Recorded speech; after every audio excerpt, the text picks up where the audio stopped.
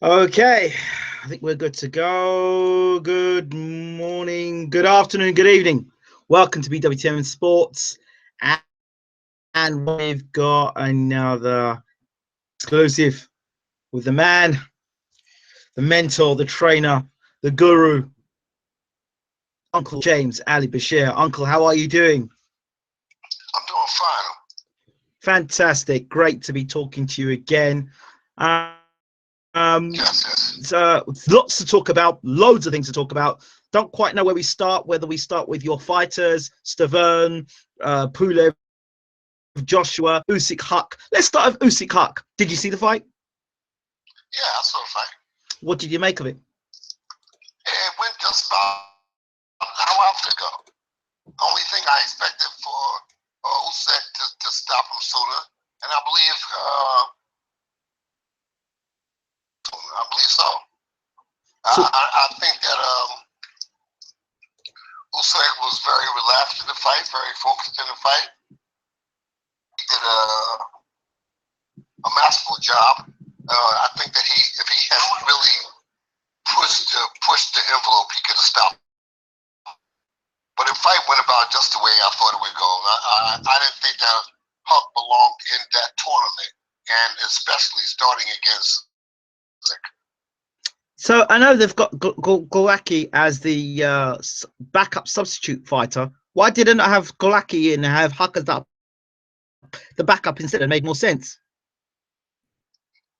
Well, you can't, that's a question that I can't answer. I don't understand why Huck was the first fight for Alexander Usyk. I mean, it's like throwing throwing a lamb to a wolf. Okay, you said that the fight went according to plan. This is my assessment. I told you that Usyk would stop him inside of 7. I know you said that, but I'm concerned Usyk took during that fight with Michael Hook, and just thought to myself, well, if that's a Gassiev or that's a Breedis, that's a different situation altogether. He has to tighten up his defensive posture. He has to tighten it up. He cannot just with Breedis and Gassiev. You'll have to tighten up his defense. There were moments where Hook landed a good shot, the right hand, and it's like he didn't have the heart or the bottle or whatever it was to move forward. Maybe in the mind he wanted to, but the body wasn't willing. So you could see him land a good shot on Usyk, but just couldn't follow up on it. Where somebody like you could see somebody that was younger, fresher, more determination, would have followed up. Yes, you could see that there. Yes, and I saw a lot of the same thing over and over again. Same combinations being thrown. It looked like if there was more that could have been added to Usyk. When I saw Hook get, I explained this earlier on my show. I've seen Huck get beat up before by Stephen, by Cunningham. I saw him get beat up by Breedis. Okay, now I'm seeing him get beat up again by Usyk. I'm used to seeing Huck get beat up, so that was nothing spectacular. Usyk did. Well, first off, Huck is a very limited boxer. He's very limited. He's not an in-depth, all-around boxer. He's very, very limited in his to combating another style, especially an elusive style as Alexander Usyk. Okay. So yeah, that's why C.G. Cunningham was able to beat him early in his career, and then Breedis came back and reminded him of what had done to him years ago.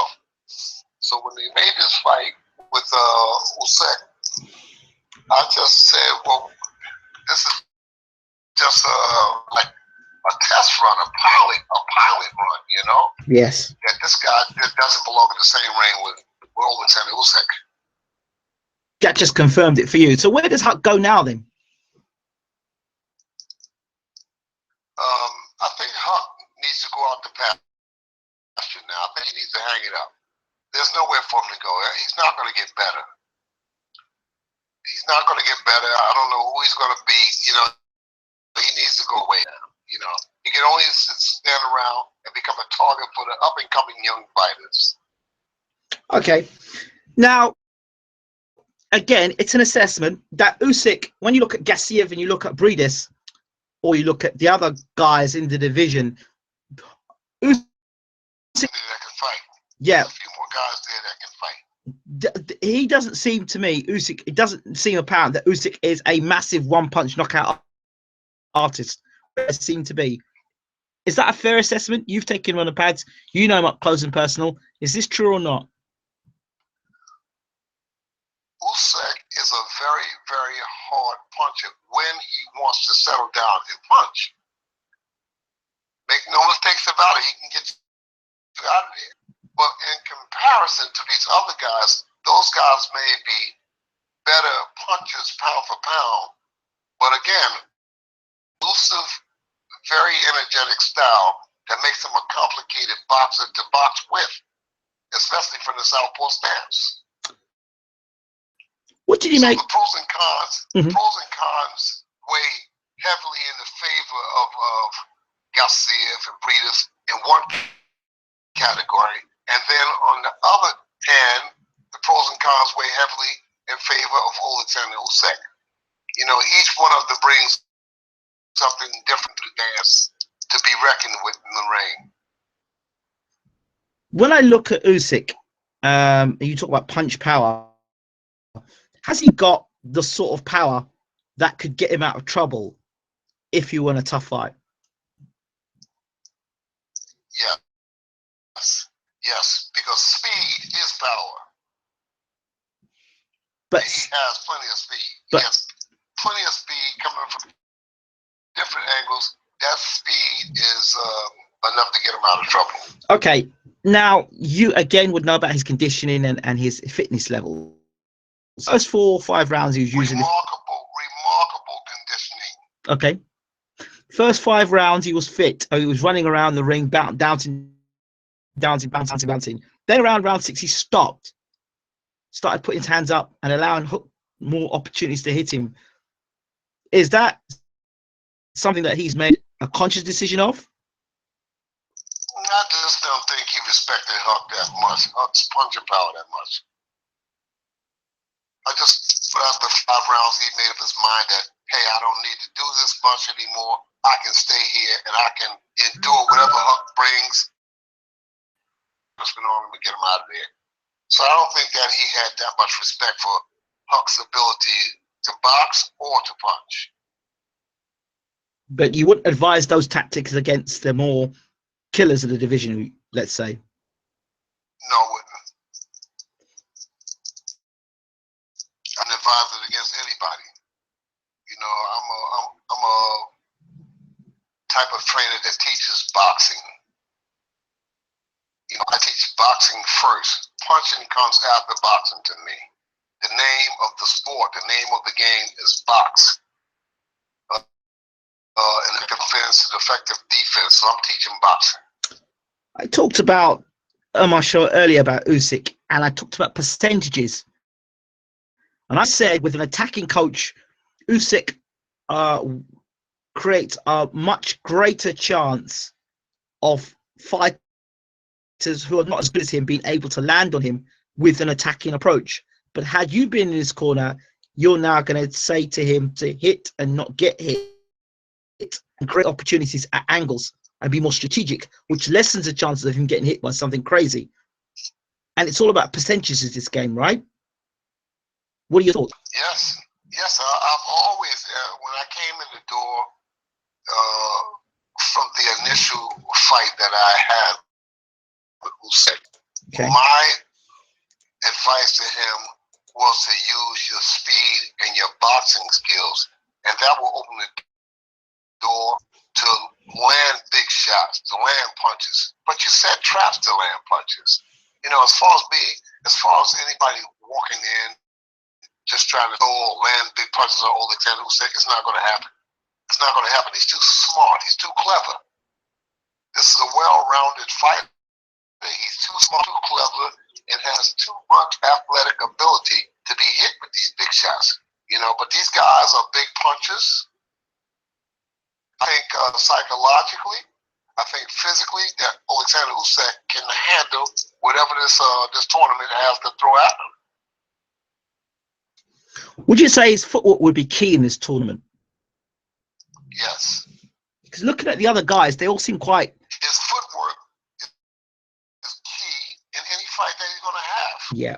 At cruiserweight or heavyweight, his footwork is key.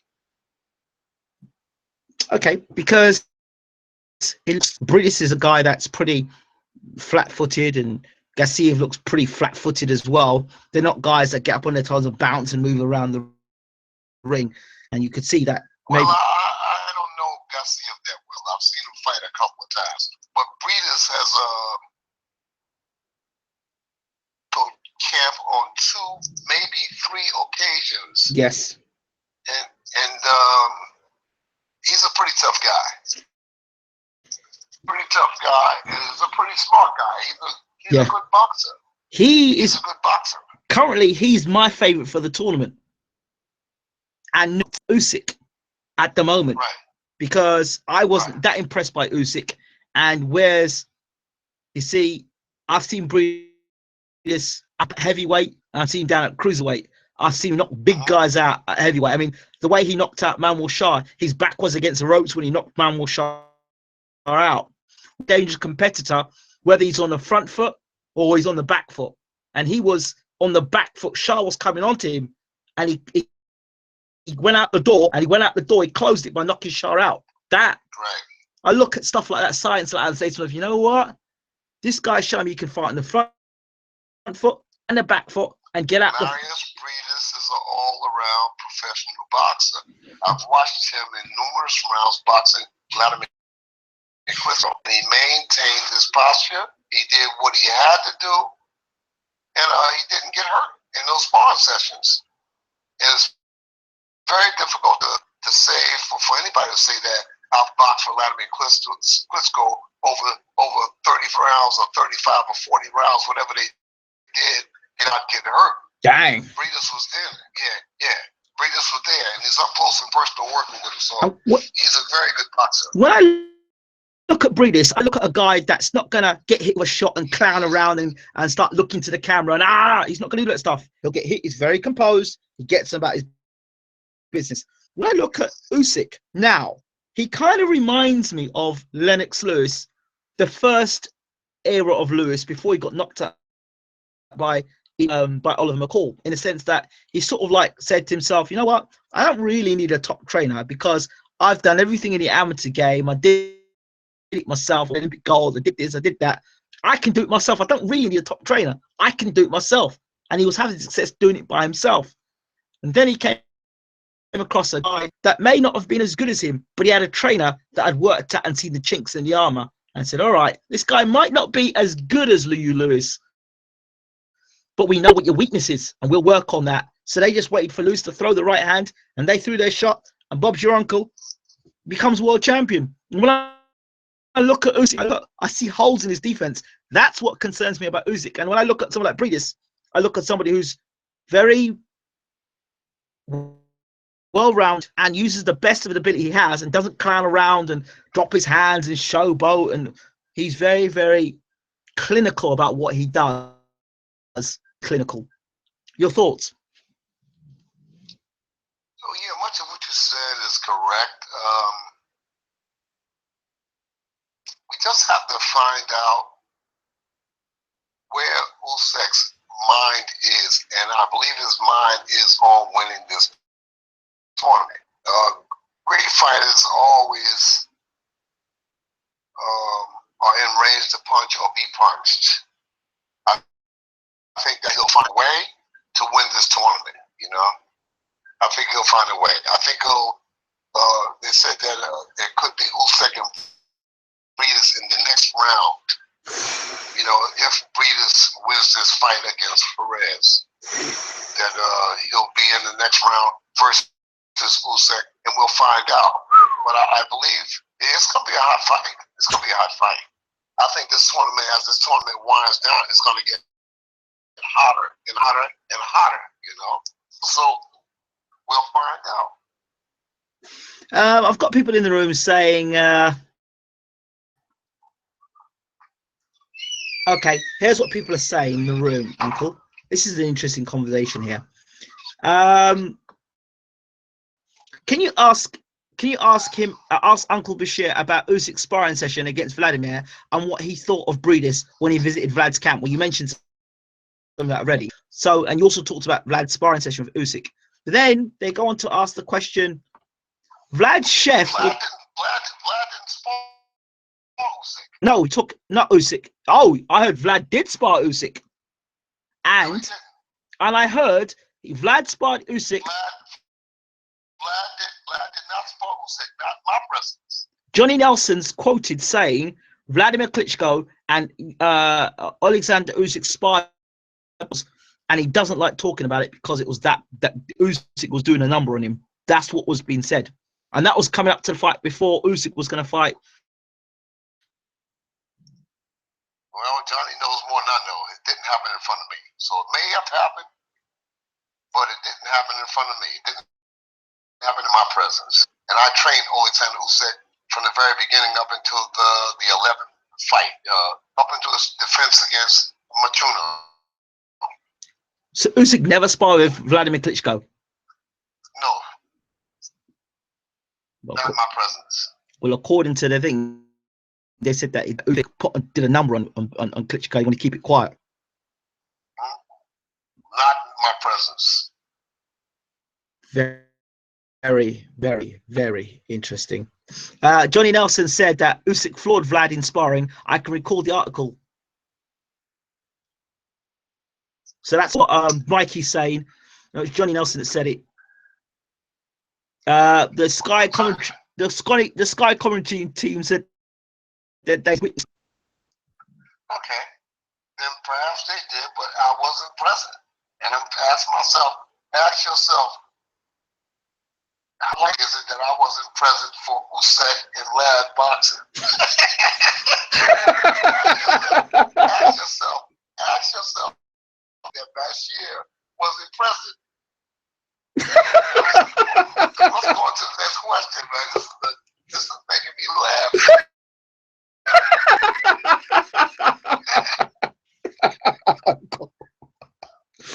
Okay. Let's get on with the question. This is making me laugh. I said, yeah, Mikey says, yeah, Adam Smith was in the camp interviewing them and said that he saw it. And you know when that was? I'll tell you when that was. That supposedly happened when you did an interview at IFL and you spoke about me at IFL when Johnny Nelson was saying he was going to make a comeback. And you told Johnny, don't make that comeback. That's when that sparring session, and that time's when that sparring session supposedly happened. Listen, let's talk about something else.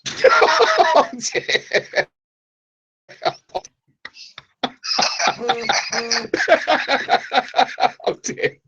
Right, another rumor, but it's not a rumor, it's true. Back in early 2013, we spoke about Deontay Wilder and we talked about Vladimir Klitschko, and you quoted that Vladimir Klitschko in the video, in the interview, said that Vladimir Klitschko knocked down Wilder on several occasions. Then the article somehow or the other creeped back up somewhere in 2016 to 2017, and I wanted to ask you about it again. Can you confirm or deny this happened? Vladimir shook Deontay out on 2 or 3 occasions in the sparring camp. I remember Deontay being down once and being shook up pretty bad, shook up on 2 or 3 occasions in that sparring. But again, Deontay Wilder was a very green fighter at that time, so that was to be expected. Vladimir Klitschko's experience and Deontay Wilder's experience, but Deontay got shook up on 2 occasions and he went down on 1 occasion. That's from my memory bank. That's from my memory bank. I was present for those sparring sessions. Okay, fine. Now, another question, talking about sparring. Today, I spoke to, early on, we spoke to Bermain Stavern, and we were talking about, he mentioned, we were about to cut the call, and he said, oh, by the way, the guy from the UK was here. And then I remember David Hayes saying that Joyce would be sparring with Bermain Stavern. So supposedly they spar today. Now, Joe Joyce is going to be fighting Ian Lewison in his first fight. First and foremost, did you witness the sparring between Bermain Stavern and Joe Joyce? Yeah. Oh, what happened? They worked pretty evenly. It was good work. Joe Joyce gave as he took. You know, Joe Joyce gave as well as he took. It was very interesting sparring. Okay, Bermain admitted that. Go ahead. Yeah, Vlad Sarenko was in with Joe Joyce too. Okay, and how was that? Hot, heated, very, very heated, very, very good sparring. You know, Vlad Sarenko was in there. It was good 4 rounds of up close and personal boxing. They both came to work. You know, it was good work. It was very good work. Was it? And Bermain and Joe Joyce was good work. Was it, when you say good work, was it intense work? Give and take. Nobody was on top. It was give and take. It was give and take. How did Bermain look for the first day in sparring for you? Is his first day, he says. How would he look for you? The sort of shape and the way he was moving? Yeah, he's got to get in shape. He was moving slow. Mm-hmm. You know, he was moving slow, methodical. You know, he's got to get in shape. You got to give him a couple of weeks to really get there. Okay.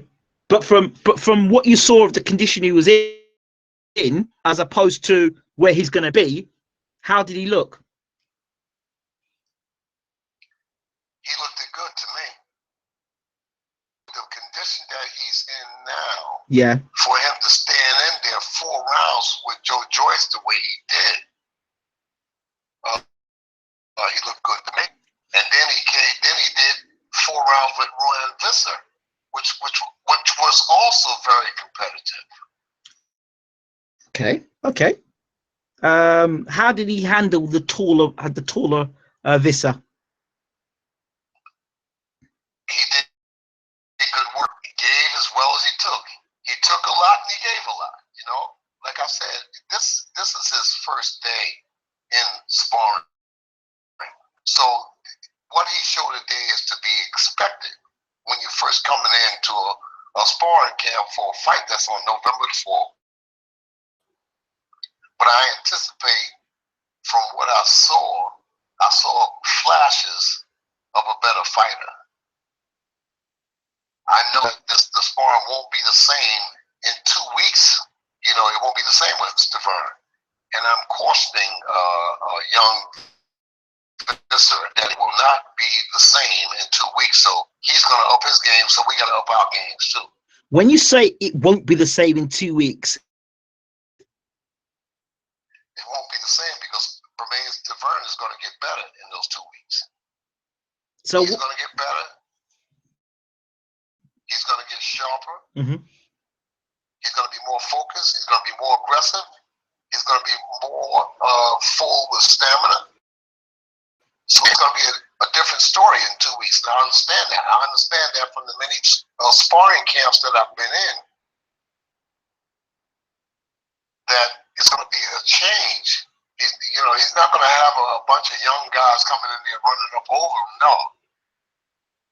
But Bermain has pride. He's a prideful fighter. He's going to get in better shape, and he's going to come to fight. You know, just to young Visser to just be alert, because when you're not alert, that's when things happen. That's when you wind up looking up at the lights. You know, and Bermain is throwing those kind of shots. Those shots that he's throwing, he's not throwing those shots to do favors. He's throwing those shots because he's working to get in shape for a fight. So I'm cautioning young Visser and young Sarenko to stay focused, to stay alert. Because any one of those shots that the Bermain is throwing could put anybody down. See, so like say the mentality of a fighter.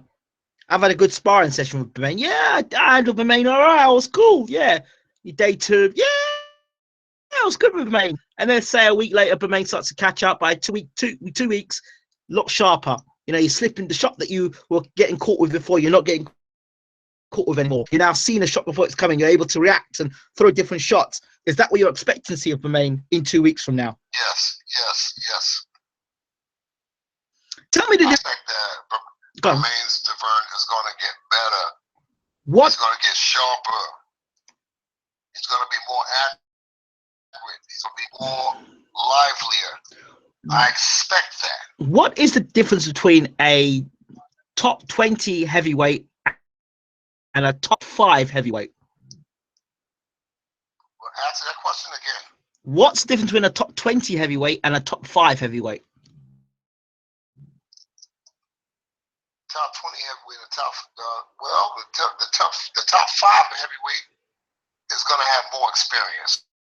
The top heavyweight has more on the line. He has more desire, more dig down. The top 20 heavyweight is the guy that's coming. The top 5 heavyweight is the guy that's already there. Okay. Right. It's got some people asking some questions in the room. Evening, Uncle Bashir.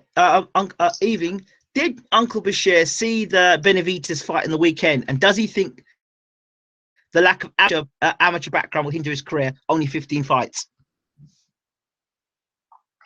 No, I don't think it'll hinder his career. There's been other fighters who've done the same thing over the years. It boils down to technique. It boils down to desire. And the quality of what the fighter has learned over the years. So I don't think that it'll hurt. That fight that Benavidez had, that was a very close fight. It was a very close fight. The judges have screwed up in that fight. So you're saying Benavidez may have lost that fight?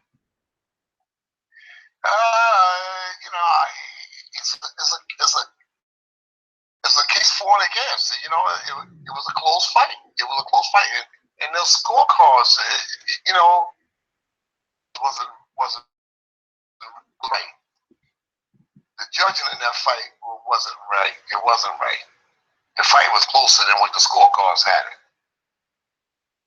And one of the scorecards had it for the other guy. And I thought that was too wide. So. I haven't seen Joe Joyce. Do you know who Ian Lewinson is? I saw Ian Lewis for one fight. I think he's a sacrificial lamb in this fight the way the Joe Joyce I saw today. Ian Lewis going to have to pick up his game immensely over because the Joe Joyce I saw today is going to steamroll. Really?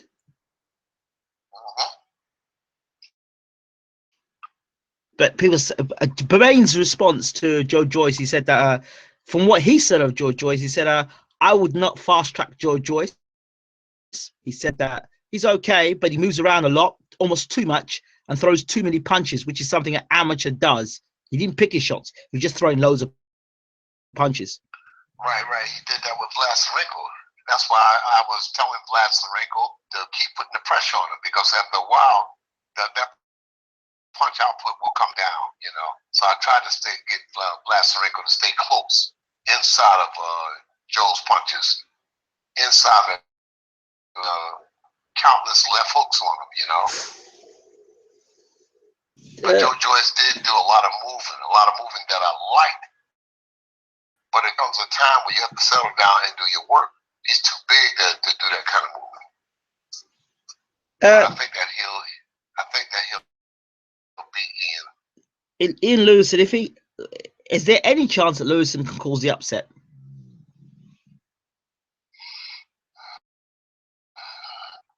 It's always a possibility that another heavyweight can cause an upset. Okay. have in the room, I'm sure you know, Apollo James Jackson. And he says, kindly ask Mr. Bashir, what can be done to develop women's boxing, and can they be developed into major stars? What was the state of women's boxing in the days of Muhammad Ali, and how would Ali support them?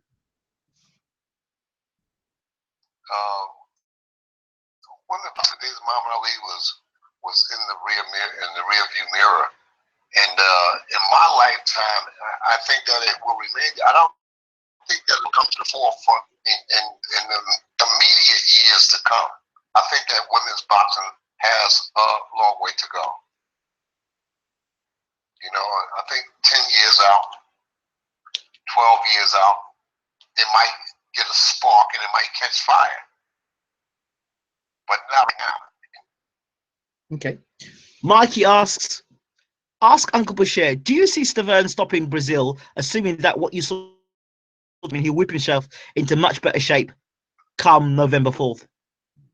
I think Stavern is going to be in much better shape for Brazil, because the whole fighter, he's going to try it. He's going to come in and he's going to try to win. And I think Bermain understands that. And I think Bermain also understands his position in the sport of boxing. He understands where he's at all times, in the ring and out of the ring. So yeah, Bermain's going to get in shape. He's going to bring in the sparring that he needs to get in shape for that fight. And him and in this fight, Bermain, he's going to dig down. He's going to have to dig down. Brazil is one of those kind of guys that'll make you dig down.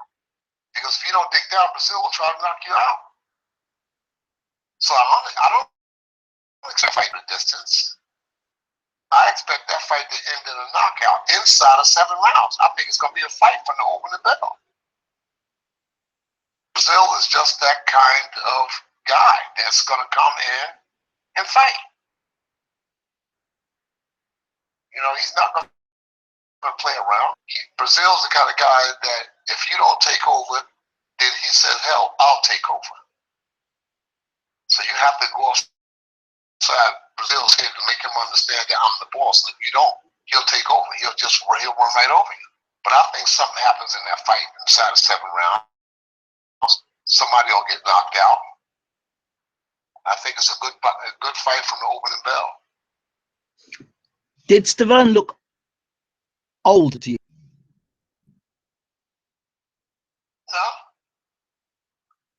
No, he looked like a typical guy that was just getting in shape. That's just coming to get in shape.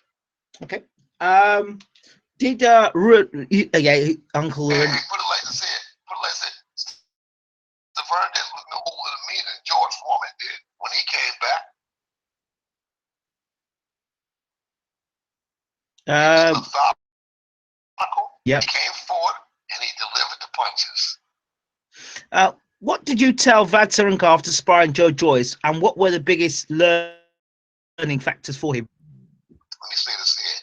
In that sparring session today between Bermain Stavern and Joe Joyce was throwing a lot of punches and a lot of calculated movement. But Bermain Stavern landed a left hook to the body today, and I saw that right leg. I saw Joe Joyce's right leg do a little dance, you know. And Joe got on his horse and got out of there. Because that body shot that he landed was a good one, a really good one, you know. And that's what 20-ounce was on.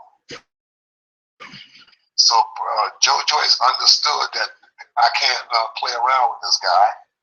That if he lands a couple more like that, then it could wind up another. Now, what was the question? The question was, what did you tell Vlad Tsarenko after sparring Joe Joyce, and what were the biggest learning factors for him? Says Mikey. I wanted Vlad Tsarenko to get closer to Joe Joyce. So my instruction to him was the pressure, to keep the pressure on Joe Joyce, to keep Joe Joyce on his back foot, you know, and make him fight defensively. And for the most part, we did that. Like I said, Vlasarenko had he had a great success with landing his left hook today. Joe Joyce was landing good jabs, and Vlasarenko was landing left hooks upstairs and downstairs. It was a good heated sparring session. It was a good heated, fair exchange sparring session. I liked it. I'm looking forward to when Vincent in there with Joe and bringing Vlasarenko back. How long is Joyce with you guys? I don't know how long Joyce is going to be there. Okay. But I anticipate that he'll be back in there Wednesday when we come back in.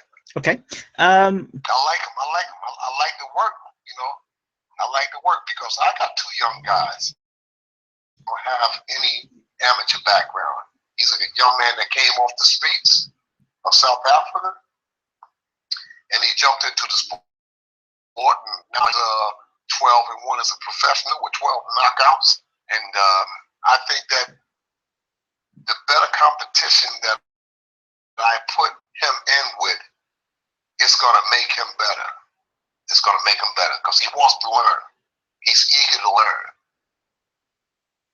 Okay. He has deep down desire, and he's eager to learn. Adam Scott says Uncle Bashir's right. Brazil's last fight against Ngannou was crazy. Yeah, it was. It was a rock'em sock'em affair. Brazil's that kind of guy. You got to punch him in his mouth and say, "Hey, man, settle down, sit down. What are you doing?" People. Brazil's the kind of guy that will walk into somebody's house and say, "Okay, this is my house." He's that kind of guy. He's that kind of personality. You got to punch him in his head, punch him in his mouth. I said, no, sit down. What do you think you're doing? Brazil is that kind of guy. So Okay. yeah, something's going to happen. This is a good chemistry matchup between him and Bermain. The Burn is not the he's that kind of guy. It's not happening. I like Bermain. I like him. And I like Brazil.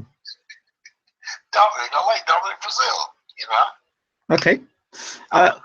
Brazil can take a beating. This is what Feed Khabib says. He says Brazil can take a beating. He stood up to Joshua's bombs for a good period of time. What's to say that that Stavern's going to get him out of there? Stavern is going to trade closer. Brazil was able to slide that, but I think that Brazil won't do that with Bermain. I don't think Brazil's going to do that. I think that he's going to try to stay there and work and push Bermain back. That's what I think he's going to do. He's going to on him, and that's going to get him in some trouble.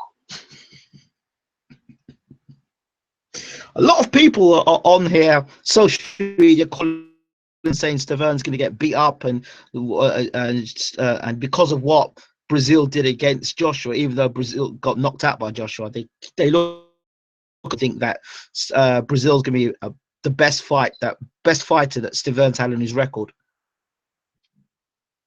You know, you can't really argue because Bermain hasn't been active enough to make an argument for him. Right. But I look past the things that are evident. You know, when they say that he's a bum, no.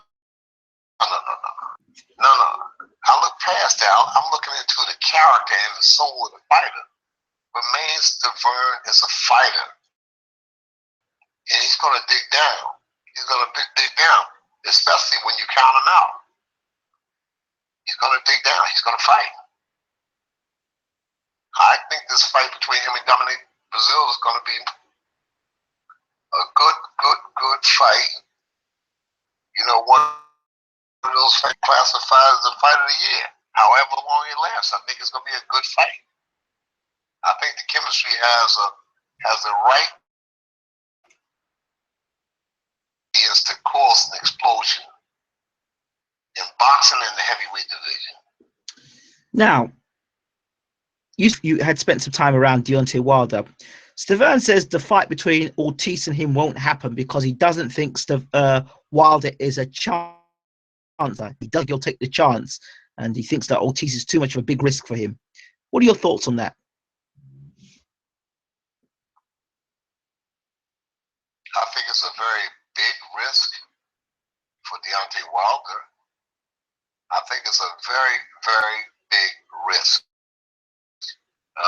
And having said that, I think that Deontay can probably beat Ortiz. You know? Yeah. I think that Deontay can beat Ortiz. I actually believe that too. You know? I think he can beat Ortiz. If Deontay Wilder goes out and fights and not go out there posing the way he was with Washington, he can't go out there posing with Ortiz the way he did with Washington because it would be too costly. You'll have to go out there and put his vehicle in drive and go ahead and do the work. Why? Yeah. Yeah. Test that chin. You know, See if in that case, yeah. The best defense is a great offense in Deontay's case, but he cannot go out there posing the way he did Washington. Otherwise, it could be very costly. Let me talk strategy with you about this. The instructions I would give Deontay, then I hear what you've got to say because you obviously the trainer. The instructions I would give Deontay is to take the center, hold the center ring with Ortiz, and ensure that you land your right. Be first, land your right hand, and hit Ortiz early. Let him know that you're the boss, and don't allow him to get any sort of rhythm. And down the stretch where rounds 8, 9, 10, 11, to engage more, then where Ortiz is going to slow. Your thoughts? I would tell him to jump right on bell rings. Okay. Jump on him. Get on him with your jab. Get on him with your right hand, and back him up. Back up. Don't allow him to come forward. If he tries to assert himself, bust him in his mouth really hard with that right hand, and then when he busts him in the mouth, follow with a left hook and another right hand. Just stay right in his face. Push him back. Push him back. He does not have the luxury of getting into a pissing contest, tit for tat. No, Deontay needs to be aggressive, not over-aggressive, not wild. Like Deontay gets wild sometimes, but he needs to get a calculated right hand behind his jab. And I don't care what he's jabbing. Deontay is a big, strong guy, so I don't care what he's jabbing. Just make contact with the jab, far right hand, and put the left hook behind it. He needs to back Ortiz up. If he can't back Ortiz up, it's going to be a rough and long night for him. Do you think Ortiz is myth or legend?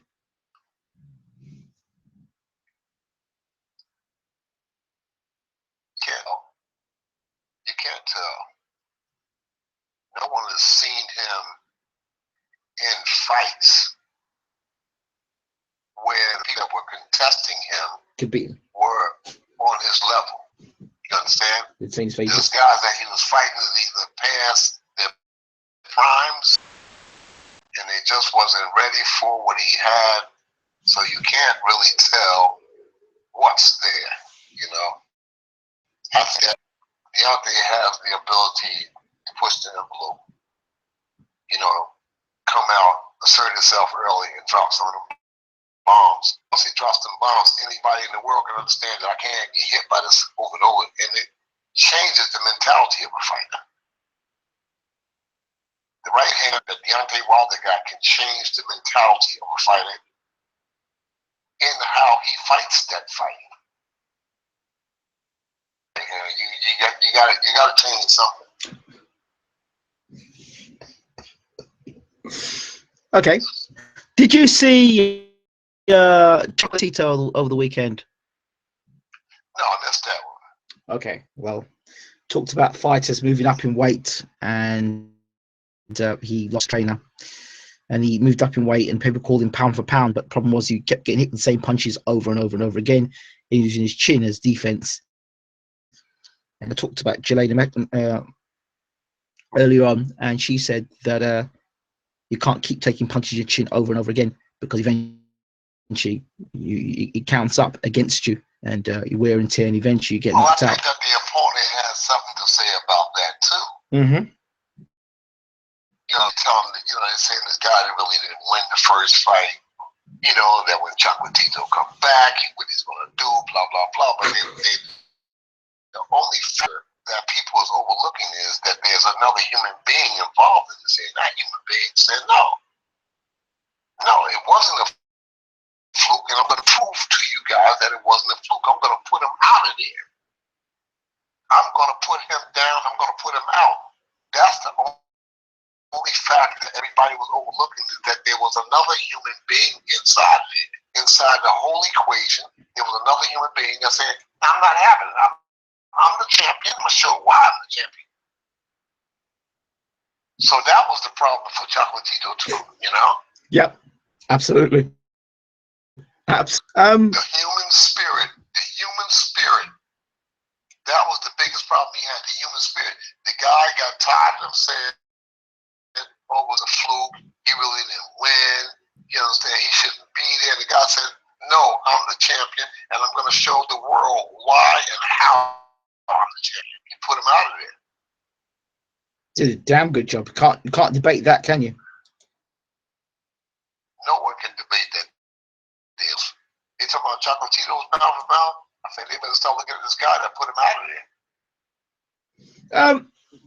Do you know anything about Joe Gallagher? Supposedly has a gym that was quite comparable to the Kronk gym in the UK. Joe Gallagher in the UK? Yes, he says that his gym much like the Kronk gym. So much. Get some. If we win some championships, the way Kronk was winning those championships, and we can swing and we can talk about it. Okay, there we go. I think about Joe Gallagher. I heard some talk about it recently, about this comparison to the Kronk gym, But even the Kronk guys, there were only a couple of outstanding Kronk fighters that really established the reputation for Kronk. It was Tommy Hearns, Michael Jimmy Moore. Paul, Mm-hmm. Gerald McClellan, Michael Moore. of course, Michael Moore. These are the guys that established the Kronk name. And then Michael Moore broke off. Then Gerald McClellan broke off. Jimmy Paul was in the equation. Bill McKenty was in the equation. But outside of that, you had Dwayne Thomas. These guys, they were good fighters. Yeah. But that was the extent of the legendary Kronk gym, which really was that the legendary status was established by Thomas Hearns. Yeah, that's true. Thomas Hitman Hearns. Without Thomas Hearns, yeah, not a problem. That conversation about the Kronk gym being legendary like the Kronk gym. Okay. This guy talking about he got something like the Kronk gym. Yeah, he's a legendary trainer of Paul Smith.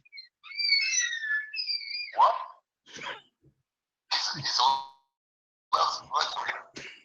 Of Paul Smith. He's a legendary trainer of Paul Smith. Yeah.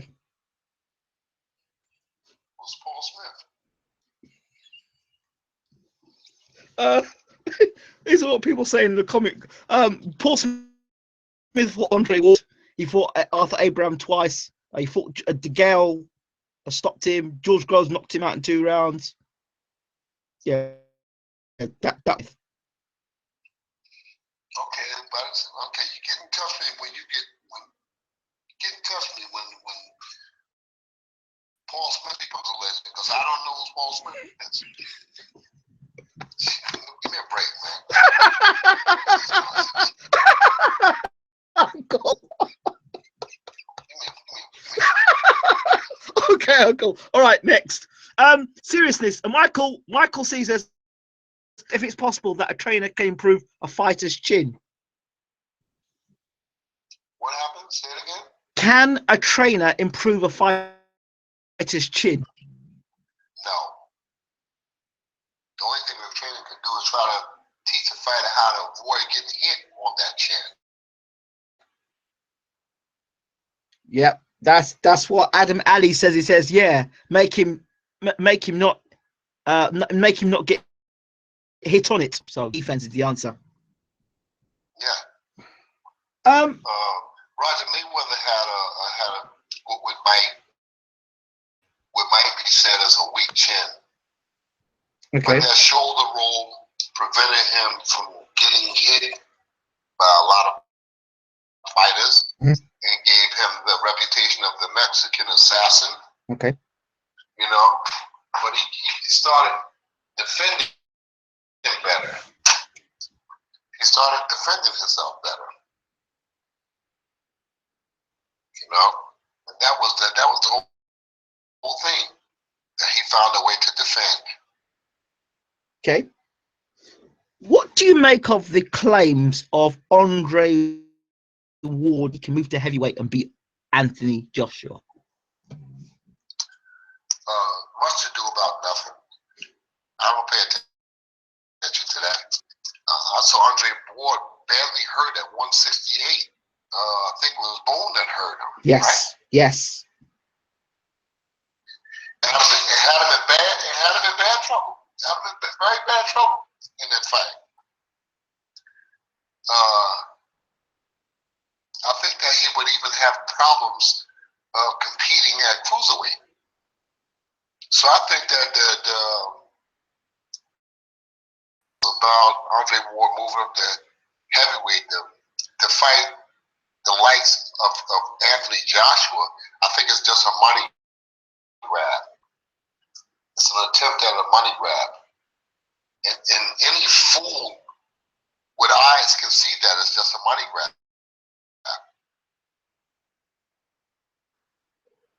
Do you think that he could beat Tony Bellew?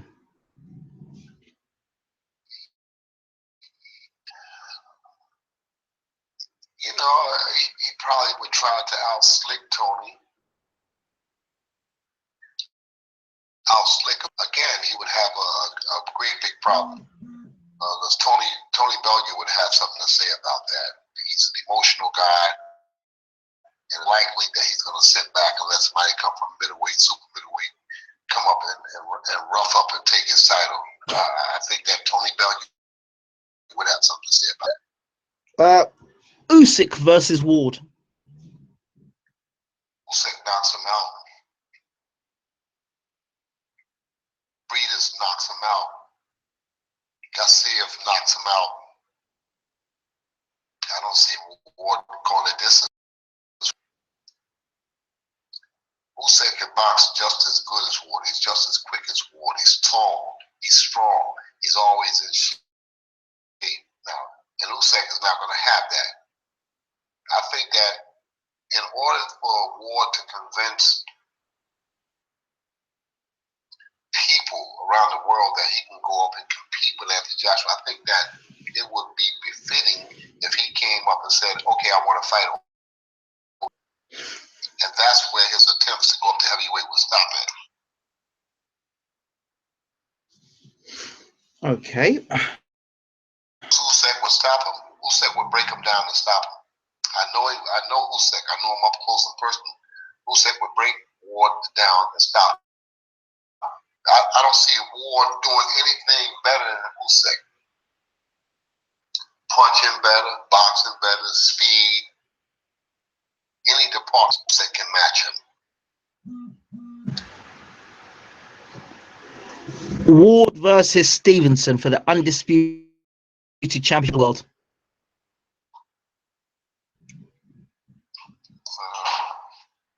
I think that Ward beats Stevenson, provided he can stand up to that left hand. This guy got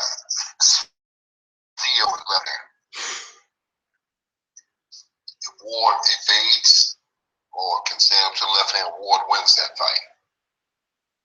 Because he beat Stevens in boxing. There's that left hand, isn't it? Yes, that left hand. That left hand is a major problem. It's a major problem for anybody that he hits with. Could Stevenson move up to heavyweight? No. Even with that power? Well, carrying that power would be something to see if he can go up to even cruiserweight with it. Will he maintain the power? Will he maintain the necessary speed? Yeah. But I think certain fighters are destined to be at one weight, you know, to make their longevity weight, to make their reputations at one weight. Marvin Hagler made it clear that I have no desires to go up to 68. I have no desires to go up to 75. I'm a middleweight. And he made that clear. You know, Golovkin can say the same thing. I have no desires to move up. I'm making my bones at 160. That's what I am. I'm a middleweight. I don't have no desire to go up to 60, 68 or 75. So there's no sin in that, you know, because he's ruling the roost at 160. So I don't see the big beef in him going up to 68, 75. You know, this is something new where people just jump divisions just to get a belt, or make a name. But Marvin Hagler stayed there at 60, and for the most part, Ray Robinson did the same thing. Jumped to 75 at one time, you know, but for the most part, Robinson made his bones at 160. You know, Carlos Monzon made his bones at 160. You know, so I don't see what the problem would be for Triple G to do the same thing. Where does it fit in the light heavyweight division now?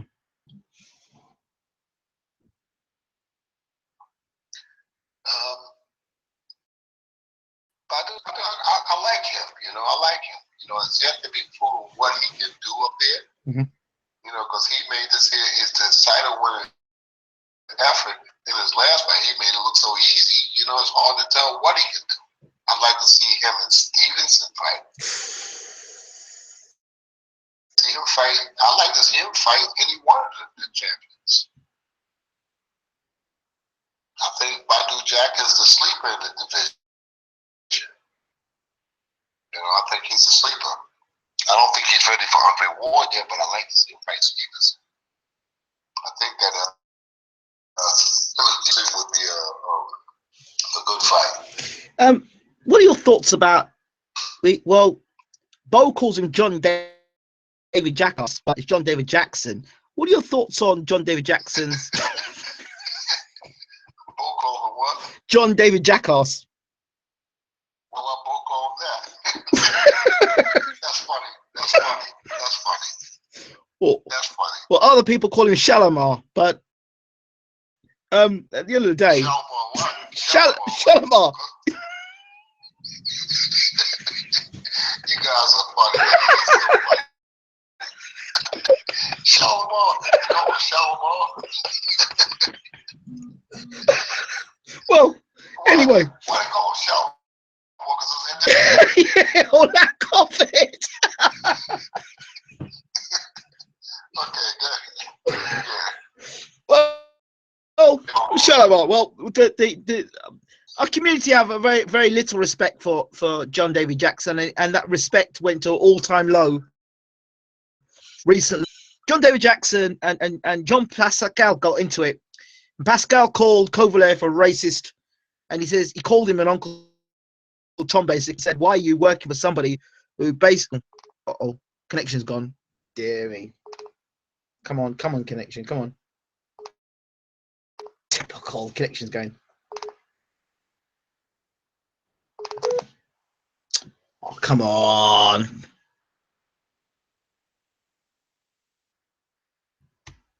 Let's get back on this call.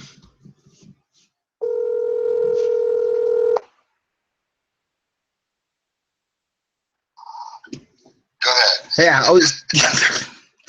So John David Jackson basically had Pascal called an idiot basically for staying with Kovalev, and he called him an Uncle Tom because he was basically with someone who was basically a racist and wasn't treating him right. That's what Pascal did. Now, John David Jackson was going to get up and fight with Pascal for it, even though truth in both fights. So now happens that, as we know, John David Jackson was going to get given the boot before the Andre Ward. Kovalev made statements like, American trainers are no good. I don't need an American trainer. John David Jackson was saying, well, it was leaked out that him, Kovalev, he doesn't listen to when Kovalev speaks to him. When he speaks to Kovalev, he doesn't take his instructions. And of course, now supposedly John David Jackass is now being sacked, and he's now gone whining to the press about how Kovalev is a nasty piece of work and he's this and that. But he kind of served him right. What are your thoughts on John David Jackson and the fallout of Kovalev? Well, I think that is something that's been building over time.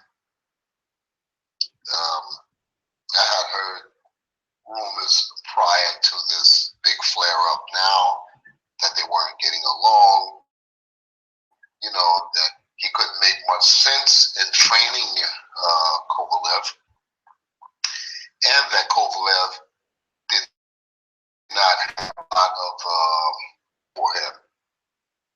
These are the rumors that have been going around for quite some time, Okay. And now John is in the press saying that, Kovalev is a-hole and this, that, and the other. So, yeah, I believe things were going wrong awry.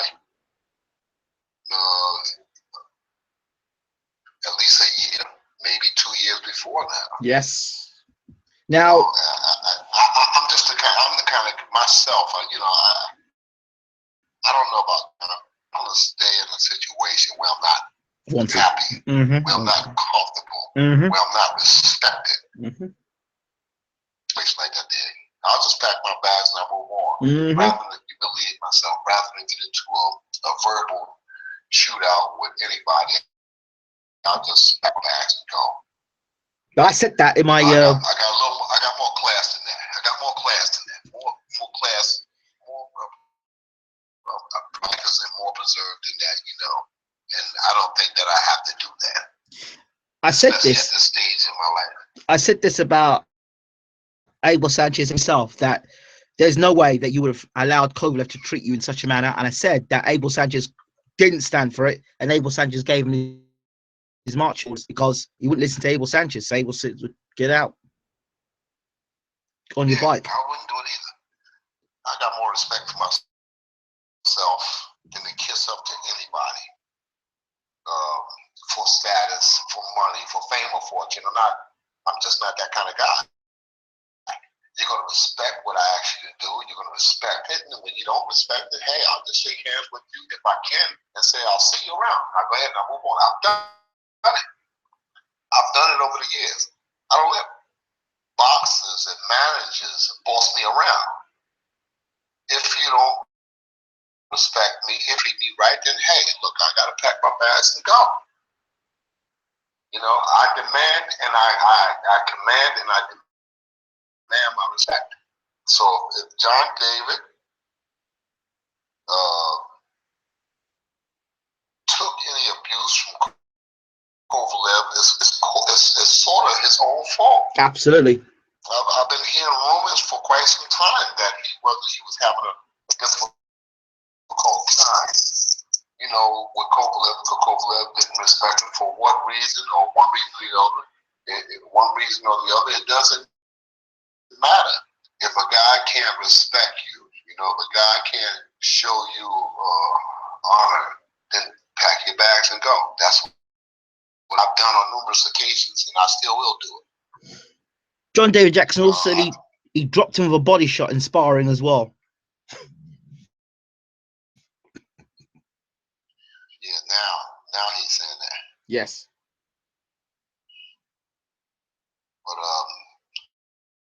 prior to that, he wasn't saying anything. But now he's saying that because he's on the outs. So everything that John's saying now, with a grain of salt, because you're out. Exactly. So a lot of things are said when you're out. I think that the best thing to do is stand up to the individual and say, listen, this is how it got to change, that's got to change. I've contacted fighters by phone, by text, and say, listen, some things got to change here. I don't feel that I'm being respected. I'm not being treated right.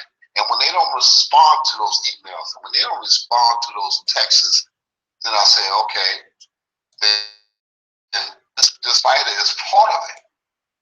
If he don't answer the emails, if he don't answer my texts, then he's part of what's going on. So you know what? I'll just pack my bags and get this step.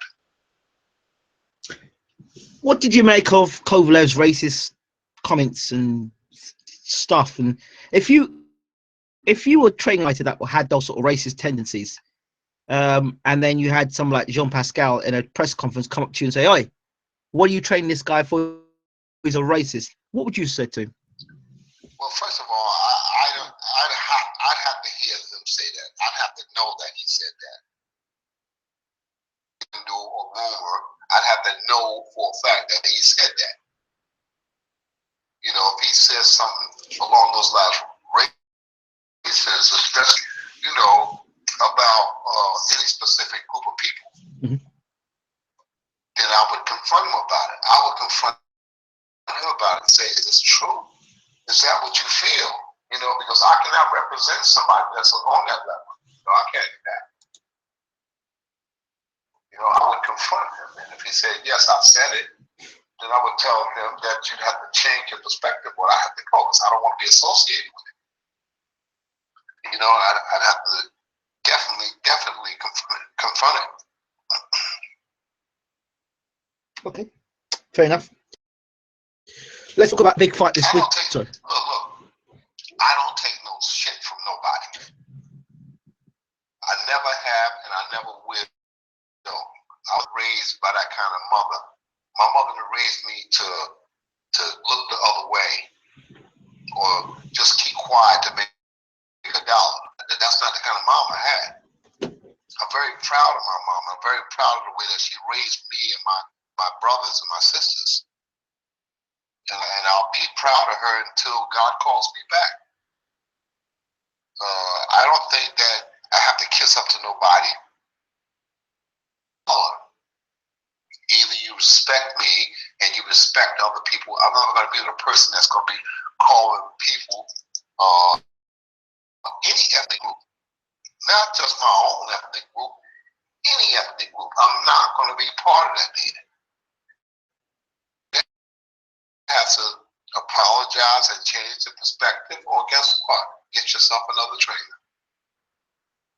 I got to move on. That's just the way I am. It's the way I was raised. I'm not going to change my perspective, ever. John David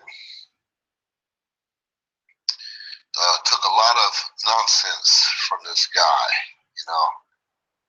Took a lot of nonsense from this guy. And if a guy is racist, if it is in fact true, he's only racist because he's made to feel comfortable by the people around him. He's not racist on his own. No, there are other people in the camp comfortable with being racist, making him feel comfortable that he can get away with it. So that's not a person saying that. It's a group of people that's making him feel comfortable. And John David had to know that. He had to recognize that. People maybe think that they can fool me, but I'm born in 1951. And I can spot a racist a mile away. I know you can. In their eyes, in their actions, in their tone of voice, I can spot them a mile away. And it doesn't take me 50 hours to recognize who they are. I can recognize them in a couple of minutes. And I won't tolerate it. I won't take it. I won't take it from them. And I go another way. Okay. Not even people and some people try to sugarcoat it. They're racist and they try to hide the fact that they're racist, but they can't even hide. Not from me. Recognize it. You know, and you know what? I don't give a shit about them. You don't care about me? I ain't bending over backwards to kiss your ass. I never have and I never will. So I think that people that are working around people that are racist, I think that they know they're racist and they try to look the other way. And they get what they deserve in the end. You know, somebody does something racist, right away, I can feel it, I can sense it. If they don't change it, then I'm gone.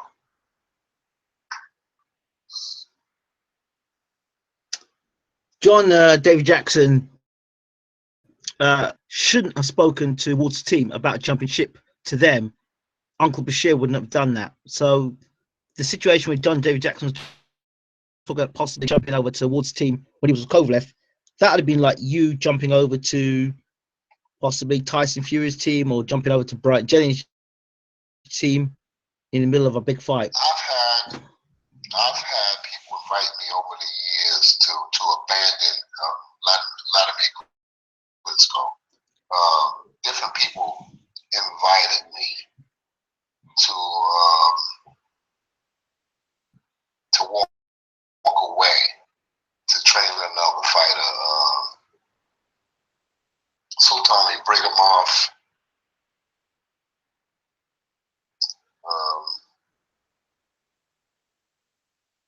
Somebody else. There's a couple other guys. You know, Sultan Ibrahimov was one of the people directly, but people from his camp contacted me and asked me when I jumped ship. Brian Jennings,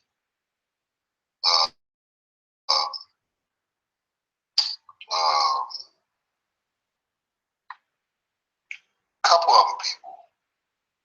You know, Elshawn and Briggs invited me to leave.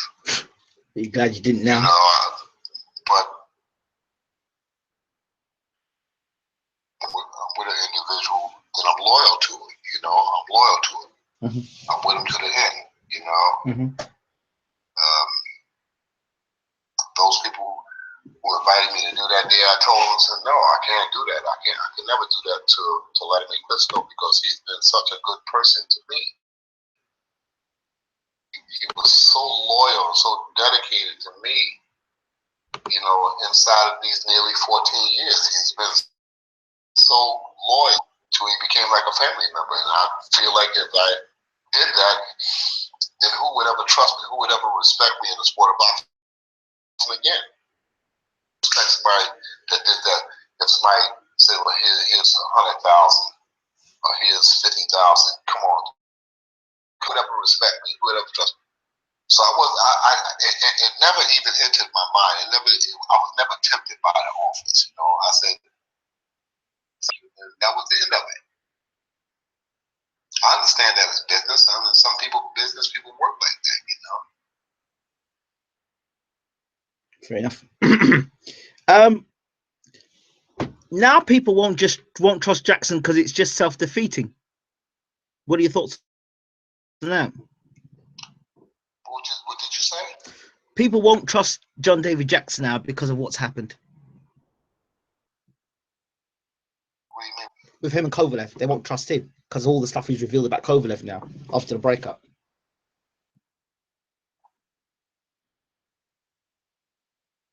You know, for myself, I think that business opportunities come and business opportunities go. You know, and when it comes to you, just pack your bags and go. You don't have to get into a pissing contest about who did what, who didn't do what. It's over. Just pack your bags and go. So perhaps people won't trust him. Perhaps people will trust him. You know, sometimes you got to look past relationship of one person to another. You got to look past that and look for the good that's in the man. Look for the good that's in both men, for that fact. And find out whether you can form to grow. And if so, then that nullifies what happened between him and the person before. Okay. You know, you just gotta pack your bags and move on. Okay. Fair enough. So we'll move on from John David Jackass and Shalimar, and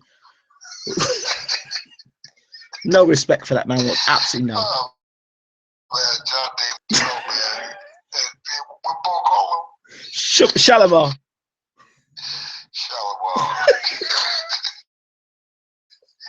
Young guys are funny. That's really funny. Never look at him again. I tell you, I can't look at John David Jackson the same way. I loved him as a fighter. I wanted to get an interview with him, just the way his whole mannerisms were. And then after what Pascal was saying to him, and Pascal, you know, his heart was definitely in the right place. So if you're chasing money rather than chasing integrity, that's no character or fighter, but character outside the ring, very questionable indeed. Let's move on. Golovkin, Canelo. I like Golovkin. I'm going with Canelo. Body shots. I like Golovkin. Okay. I anticipate that Canelo would take the first 5, 6, maybe even 7 rounds. Okay. But after that, I think that Golovkin will be warm. He'll be coming full steam ahead. I think that Golovkin takes this fight over. I think the fight ends in the 11th round, maybe early 12th. Knockout, Golovkin. I'm going with Canelo. Golovkin down. Golovkin doing the things that he normally does, and then discovers that Canelo's a little cuter than he expects. And when he puts his hands up like he normally does, Canelo cracks him with a left hook to the body and slows GGG down, and it actually stops him with body shots. Everyone knows what he's like on his chin, but I think he just lays in his body shots. And from what I saw of the Willie Monroe fight, I think if Canelo hits him, it's a different matter altogether.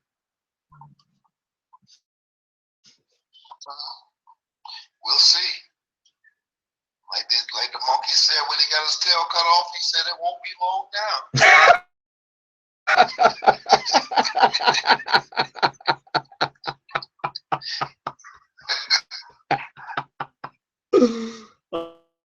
Oh dear. Is there anything in boxing recently that you've seen that has made you laugh or made you think it's so stupid? Yeah, the 12-round championship. The 12-round championship. Talk to me about it. Lowered the rounds from 15 to 12. That makes me laugh. That's a soft spot. That's a soft spot. It's a freaking That's a soft joke. Well, check this out. In the name of 12 rounds would be safer for the boxers. You know, in the name of 12 rounds would be safer for the boxers. You know, with stop fatalities, injuries. Nonsense. Has it stopped fatalities? Has it stopped injuries? No. No. Is there any scientific proof that it has reduced the injuries? No. No. So go back to 15 rounds. Those 3 extra rounds is what makes the difference. You understand? That's a joke. That's a big joke. You know? And it's signaled to a different fight that I don't have to choose harness. I'm only going 12 now instead of 15. Okay. You know, so okay. It's a big joke. I spoke to the COO, or the Chief Operating Officer for Real Deal Boxing, Real deals sports entertainment, basically Evander Holyfield's company. The officer, Eric Bentley, who also was, I think, on the New York State Athletic Commission. I think he was the commissioner, I believe. And he said, when I asked him about 12 rounds going to 15 rounds, he said, well, I'd rather see it go from 12 rounds to 10 rounds than go from 12 rounds to 15 rounds. Yes, because he's not a boxing enthusiast, and that's because he's never been a boxer. You know, that 12 round, you know, it cheapened the sport. It cheapened it. You know, intercontinental belts, not just rounds. So it cheapened the sport. You bring a sport that started when you go 25 rounds to 15, from 15 to 12. So yeah, of course. I mean, he'd rather do that. Has he ever been a boxer? I don't know about that. I think so. So, well, I mean, what does he know? You know, what does he know? I want to bring the sport back to where it was. 15 rounds, that's the way it was, that's where it should be. Wow. 15 rounds of boxing. Okay. You know, and you can do that. All right. Before we finish, I want to ask you one more question. Kubrat Pulev, Anthony Joshua was announced. There was a press conference. Pulev says he'll knock out Joshua. I think Joshua's going to steamroll him. What do you think? Joshua's going to knock him out. You know, Pulev's going to try to box, be slick, be cute. But Joshua ain't having that. Joshua is the man to beat in the heavyweight division.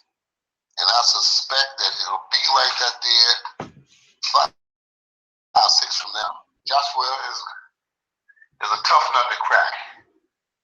He's going to be very, very difficult to beat.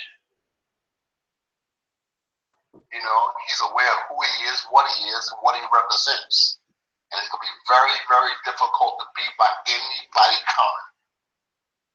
Yes. I say that Joshua stands on top of the division, and it stands up against any opponent that comes in that ring. Anybody, I don't know what it is.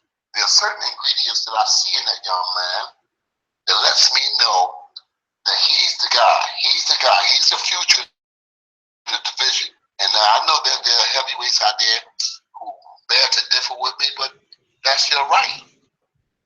But it's different things they see and that I saw in Joshua in the training camp. I learned him, you know, in the little time that we shared together, those 4 or 5 weeks we shared together. I saw something in him that goes past boxing, that lets me know that the guy is for real, that he's there to stay, and that he's going to compete with anybody. I think beating Vladimir Klitschko was a milestone that he passed, and I think that it's only going to make him a better fighter. Yeah. So I don't think that Pulev is the guy to get him out of the seat. I don't think so. I think Joshua steamrolls. That's what I think. Inside four rounds maximum. I think that he's going to bust him up. I think he's going to bust anybody else and take that belt from him. That's the way it goes. That's the way it is. What do you make of? I don't see nobody beating him. What do you make of Tyson Fury now? I think Tyson Fury at this point is a joke.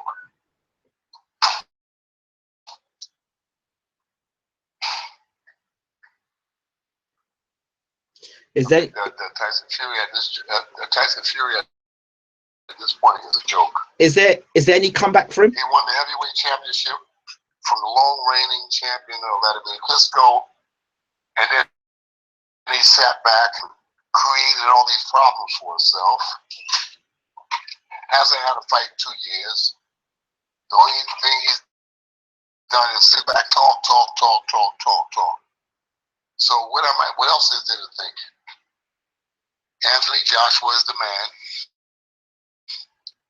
El Presidente, Hmm. and nobody is going to remove him out of that spot.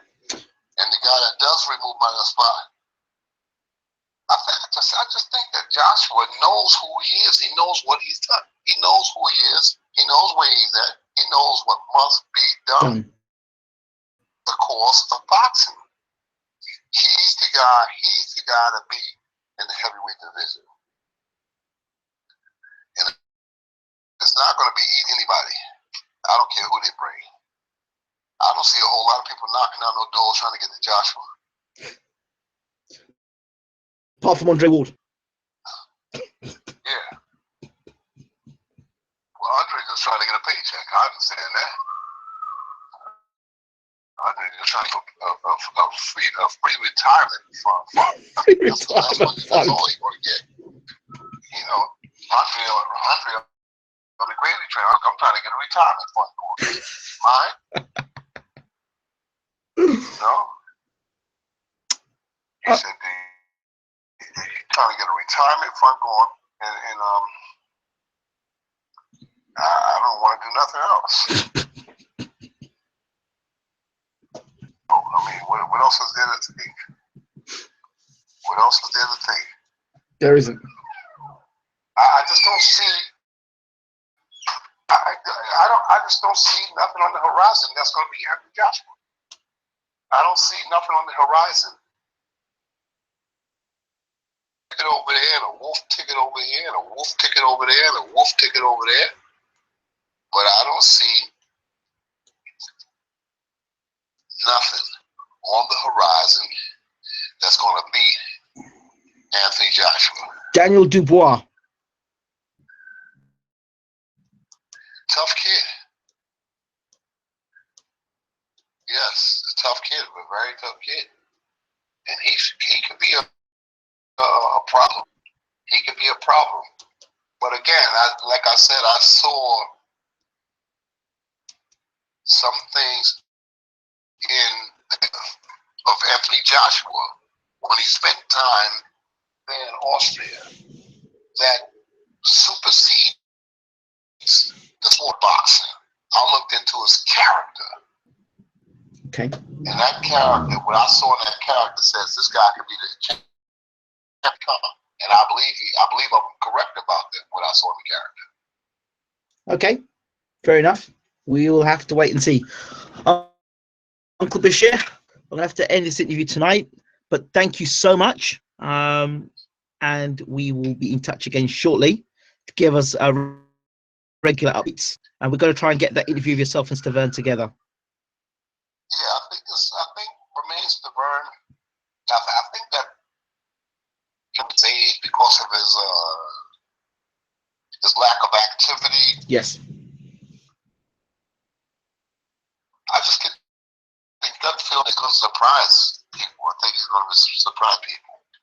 And I'm going to tell him what I said about him, in this program, that he has the ability to surprise, to surprise. Ability, like I suspect, he's going to be the champion again. He's going to come back. He's going to surprise. I just think that he beats Dominic Brazil in this fight. But Brazil is going to fight. He's going to come to fight. Brazil is going to come to fight. But all of Brazil says he wants a rematch with Joshua. I would like to have been there and look right in his eyes and say, do you want to see Joshua again? I'd like to be right there close to him and say, do you really want to see that again? Because he put a beat on him. He put a beating on him. In fact, he put a beating on everybody that was in that ring. He put a beating on everybody that was in it. The closest one that came from getting away from the beating was Vladimir Klitschko. Because if you look at the stoppage of the Klitschko fight, Anthony didn't land those punches. He landed one punch in that seat against the rope when the referee stopped it. One shot. Look back at that round when his fight was stopped, and you'll see that only. And and that whole flurry of punches landed. But I think the referee stopped the fight more so because Vladimir was tired than he was getting hurt. Yeah. But if you look back in the sequence of punches, Anthony landed one punch in that whole sequence. I think it was 7 or 8 punches, and only one of them landed. Yeah. So Anthony Joshua's the guy, though. He's the man. Okay. He's the man. Thank you so much. He has some shortcomings. He has some shortcomings that got to be corrected. He has some shortcomings that has to be corrected, and they have to be corrected now before he meets better boxers. The name of the game is boxing. These guys come in big punches and strong, but at the end of the day, the name of the game is boxing. If a guy got the nice footwork and the good jab, you understand? Knows when to hold them, knows when to fold them. Boxing wins out the day. That's what I'm teaching. I'm teaching boxing. Cool. You take care. Yep. So there we have it. An extended interview with Uncle James Ali Bashir. It's been a long night. We haven't heard back from Amir Mansour. Back from him shortly. Either not tonight or tomorrow we'll hear from Amir Mansour. Again, we hope that you've enjoyed these interviews. I hope that it's been education. This is what we're here to do. Educate, inspire, and empower. This has been BWTM. Got to say, this minute of time, I'm living the dream. The only thing that's missing now for me is a studio and some better equipment. Once I get better equipment and a studio, they won't be able to stop me, baby. I'm out of here. It's been a long night. Take care.